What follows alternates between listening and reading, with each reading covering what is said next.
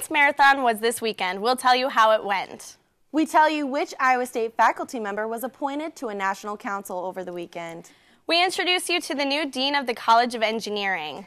Alan Fiddelke gives you the latest in Cyclone sports, and Corey Harguth tells you what to expect with the weather. Stay right there. You're watching Newswatch 18. This is Newswatch 18.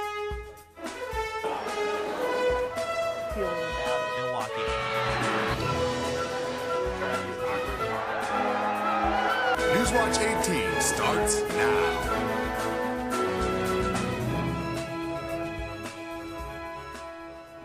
Welcome to the Tuesday, January 29th edition of Newswatch 18. I'm Jessi Koehler. And I'm Jenna Kurtz. Before we get started, let's go over to the weather desk with Corey Harguth. Well, we have a few changes on the way, including some snow and also some cold temperatures. Let's go ahead and jump right into the weather headlines here tonight. As I said, we got some snow on the way, which has prompted the National Weather Service to put out a winter storm warning, which is in effect from now until noon tomorrow. We could see anywhere from 2 to 5 inches of snow, depending on where the system actually tracks. Then following the snow, we get into a big chill where we see maybe teens for highs over the next couple of days and single-digit lows. And then the big story after the snow for Wednesday is going to be the winds. Looking for winds to be sustained at 20 to 25 miles an hour with gusts up to 40. I'll have all the details coming up in your full forecast in just a few minutes. Dance Marathon was held this weekend. Phil Sears and Brittany Gant show you more.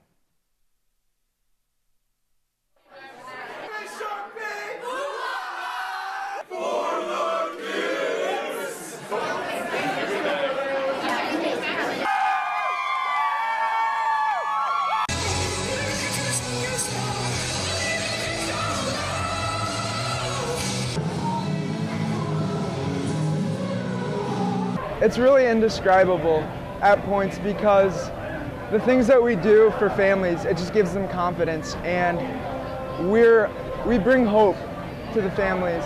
Every hour on the hour we dance the morale dance, and then after that we learn about a different miracle child and their family. There was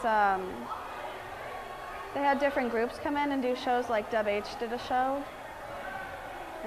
They've had a lot of games and activities for us to do as well. They've had board games and video games out, mini golf. Huge. You don't realize that that little $300 that you raise goes to kids like Trinity, like kids that are actually in the hospitals right now and they're getting treatment, and your money matters. We're something that they can turn to and smile about because they know that we're helping them and they know that we're giving their kids a chance through the contributions that we make through the Iowa City Children's Hospital. To me, Dance Marathon means that I'm helping give a child another chance at life. That, well, life is everything. Iowa State Senior Vice President for Student Affairs Tom Hill has been appointed to the NCAA Division I Committee on Infractions. 8 new members were approved over the weekend by the NCAA Division I Board of Directors. As a member of the committee, Hill will hear cases regarding ethical violations such as improper recruitment and academic eligibility. Other members of the committee include representatives from the SEC, Pac-10, and Conference USA. This year marks the 50th anniversary of the Élysée Treaty between France and Germany. French Ambassador François Delattre and German Ambassador Peter Amon will be visiting the Iowa State campus on Thursday, February 7th, to discuss the importance of the current European crisis and how the two countries are working together to create solutions. The event is open and free to the public and will be held at 8 p.m. in the Great Hall of the Memorial Union. Michael Eric Dyson will be speaking on campus Thursday as a part of the month-long Martin Luther King Jr. Legacy Series. His lecture, Race, Racism, and Race Relations in America, will address racial issues on the Iowa State campus.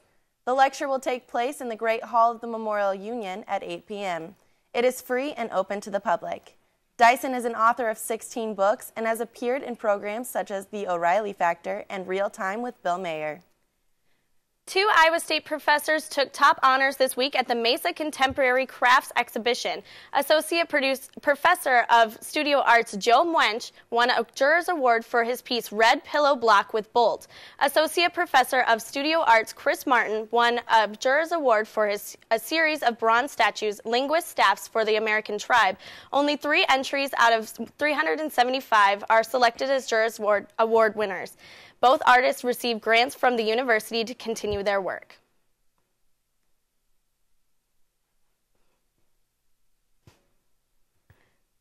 New research on the flu vaccine conducted by Iowa State has been exposed to the public.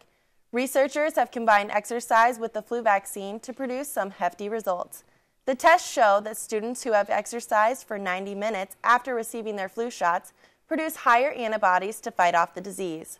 Co-author of the weight training study, Kate Edwards, recommends after getting your flu shot to schedule an appointment to the gym in the same day to increase the protection against the flu. Studies are still being conducted at Iowa State to improve the fight against the disease. Last night, students and members of the Ames community gathered in the Memorial Union to gain a better awareness of a prominent problem, bullying. Well, I don't think bullying is necessarily a youth problem. I think it's a societal problem that filters into the schools. I see some very positive, but also some very negative role models of adults in our society that many times young people learn inappropriate behaviors and they bring it into the schools. The award-winning documentary Bully, featuring young children and their day-to-day struggles at school, included among them Was a Boy from Iowa. ISU TV will have a full report Thursday. So how about them sports this week? Well, we got 2 big games coming up tomorrow for Cyclone basketball. I'll give you more after the break. You're watching Newswatch 18. Welcome back to Newswatch 18. I'm Alan Fiddelke with your Cyclone Sports Update. The Iowa State men's basketball team defeated the number 11th ranked Kansas State Wildcats last Saturday in Hilton Coliseum, 73-67. Iowa State was led by a double-double, courtesy Will Clyburn with 24 points and 10 rebounds. Clyburn's performance got him named Big 12 Rookie of the Week for the 2nd time this season. K-State was not led by their leading scorer coming into this contest, Rodney Magruder. Will Spradling led the Wildcats with 16 points. 12 of those points come from behind the arc. Magruder finished the contest with 13 points, and Shane Southwell and Angel Rodriguez chipped in 11 and 9 points respectively. The Wildcats did shoot better than the Cyclones from the field, shooting over 50%, but went just 4 for 9 from the charity stripe, as the Cyclones went 10 of 22 from the free throw line. Will Clyburn joined by Niang, Lucius, and McGee with double-figure scoring. Niang contributed 15 points, and Corey Lucius finished the contest with 10 points. Tyrus McGee led the way for the Cyclones from behind the arc with 3 trays. A key stat for the Cyclones for the rest of the season is that they are 13-0 when they are the first team to reach 40 points in the contest, and just 1-5 when they do not reach 40 points first. The Cyclones travel to Stillwater to take on Oklahoma State tomorrow night. It's been 25 years since Iowa State has defeated Oklahoma State in Stillwater. Well, obviously for us, it's been extremely tough. We haven't won there since '88. We have certainly had our chances the last 2 years. Lost in overtime 2 years ago, and then last year Nash hits the shot. And we get a shot blocked at the buzzer. Chris Allen, if I remember correctly, had 6 threes in that second half, and we put the ball in his hands to make a play in that final possession, and Nash made a heck of a play to block it. So we've had our chances, but yeah, it's historically, for me when I played there, they didn't have the addition on yet, and it was as loud as any place. Now with the new arena, we've had a couple bad breaks, but we're going to go down there, and I'm confident our guys will be ready. Tip-off is at 7 p.m. for tomorrow's game. The 23rd ranked Iowa State women's basketball team will head to Lawrence, Kansas tomorrow night to face the 12-6 Kansas Jayhawks. Like every other team, we know we're going to face a really good team that's, they're coming off a loss, so I'm sure we're going to get their best shot. And as everyone starts looking at schedule, last game of the first half, so everyone's starting to pay a little more attention to the standings. And KU and us are going to be teams that are fighting it out for that middle, to get in that top 6, hopefully. And so it's a great opportunity to go play in a great place and hopefully play well. The Lady Clones will be looking for revenge in this one. The last 2 matchups in Lawrence have both gone to overtime and were both won by the Jayhawks. Tip-off for the Big 12 matchup is scheduled for 7 p.m. The Cyclone wrestling team traveled to West Virginia last Saturday and defeated the Mountaineers convincingly. The 5-3 Cyclones won 9 of the 10 matchups against the 1-7 Mountaineers. Both John Meeks at 133 pounds and Logan Molina at 157 pounds had to resort to overtime to pick up their victories. Meeks won his match 5-4 and Molina won his match 4-2. The best was saved for last as the senior heavyweight and 19th ranked Matt Gibson provided the only pin of the meet in a time of 5 minutes and 39 seconds. The Cyclone wrestling team will be home this weekend as they take on Arizona State at 7 p.m. on Friday and Oklahoma State at 2 p.m. on Sunday.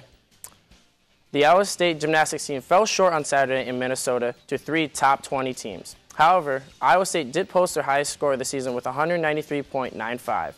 Number 12 Minnesota won the meet with 196.8 over the number 1 team in the nation, Michigan, and number 12 Central Michigan with scores of 196.775 and 194.65 respectively. Sarah Townsend posted 3 career-high efforts on the floor with a 9.775, on the vault with a 9.75, and on the bars with a 9.75. Her effort on the floor, as well as 3 other Cyclone gymnasts, helped the Cyclones post their highest career score on any event in the season with a score of 48.975. The Cyclone gymnasts will be back in action when they host Oklahoma in Hilton Coliseum on February 8th at 7 p.m. This will be part of the Beauty and the Beast event where the Cyclone gymnasts and wrestling teams compete simultaneously in Hilton Coliseum. That's all I got for you for sports. So, Corey, how's the weather looking? Well, we do have some snow and some cold temperatures on the way. I'll break it down as far as snow totals next on Newswatch 18.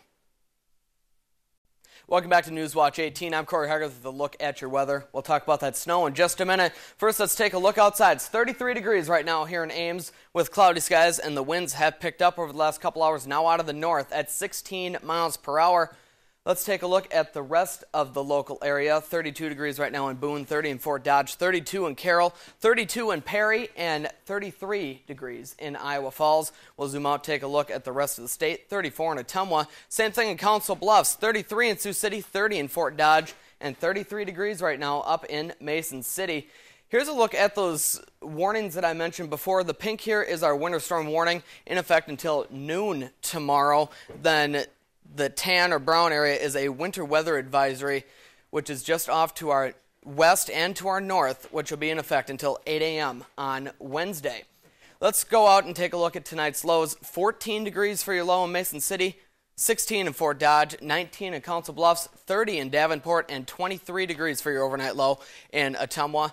Tomorrow, it's going to be much different than what we've been seeing over the last few days. 14 degrees for your high in Minneapolis, 11 in Pierre, 31 is going to be one of our warm spots in North Platte, and 35 down in Hayes. So tomorrow here in Iowa for highs, 20 in Waterloo, 18 in Fort Dodge, 19 in Sioux City, and 23 degrees in Council Bluffs. Let's take a look at the last 6 hours on clouds and radar. We have this line of showers and thunderstorms that has now started to push its way out of Missouri finally, but throughout today it pushed through there and prompted some severe thunderstorm warnings and even a tornado warning or two. But to the best of my knowledge, there were not any actual tornadoes reported, just a few wind and hail reports throughout the day. And then we'll go ahead and zoom in here on Iowa to get a look at where the snow is right now. That's the blue band right here. It's right around Lincoln right now, starting to push into southwestern Iowa, but we do have one little area you can see right there just a little bit north of Kansas City where it's still a bit of a rain-snow mix at this hour, but that should switch over as we move in to the next few hours. Here's a look at FutureCast. There's that line of showers and thunderstorms I just talked about. It will push its way out and head up into the northeast, and then the snow comes in right behind it as we get into the early morning hours of Wednesday. And the snow will stick around then until right around noon. Then it's just off to our east, and then by the time we start heading out from class and start getting ready for Thursday, the snow should be out of here and just leaving a few clouds behind. So here's a look at how much snowfall we should be seeing according to one of our models, about 1.8 inches here in Ames. I could see it maybe getting a little bit higher, so I'm going to go with 2 to 5 inches by the time it's all said and done. Most of that's going to be tonight as we look for a low of 18, and those winds are really going to pick up out of the north at 15 to 25 miles per hour. Tomorrow looking for a high of 21 as that snow begins to taper off. And your 7-day forecast, it gets downright cold as we move into Thursday, only looking for a high of 9, 18 on Friday, and then we warm up a little bit as we move into the weekend. Back to you guys. With all of the recent school shootings, Iowa State has been making an effort to increase precaution for its students. A group of researchers are making a point to identify early warning signs in juvenile offenders to prevent a future pattern of criminal behavior. A professor of sociology, Matt DeLisi, says that children are influenced at an early age to commit crimes, but only after their first arrest are they able to tell if their behavior is severe or not. A team of researchers are comparing children's behaviors to try and prevent these unruly patterns sooner rather than later. A team is hopeful that new ground will be broken in the behavioral patterns of juveniles to help safety measures in the future. The dean's search for the College of Engineering is over. Dr. Sarah Raiola has been selected to lead Iowa State University's largest college.